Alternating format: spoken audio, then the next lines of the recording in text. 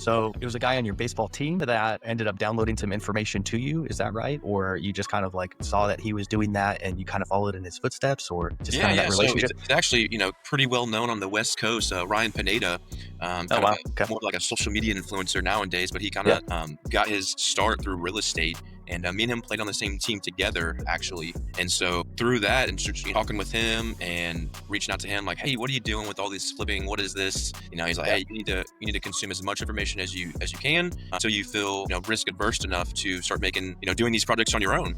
At some point, you got to put your foot in the fire and take action." And what I did. So 2017 was actually when we flipped our first house, and then went and played baseball for one more year because Nice. it's a dream. And then I Yeah. realized, okay, I have a family. I got a kid back at home now. This isn't really paying the bills. I need to figure something out. And so through flipping that first house, I kind of understood, the whole real estate in the sense of we did that one by ourselves actually. So me, my wife, and her cousins, and we all did, majority of the construction and the rehab on that one.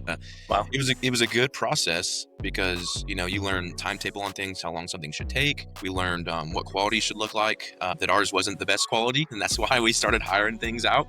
Yeah, Um, absolutely. and also, you have to think about the aspect of like, how do you want to spend your time? What's the best use of your time? And I can swing a hammer, but I can't lay tile. You know what I mean? So, Sure. um, Absolutely.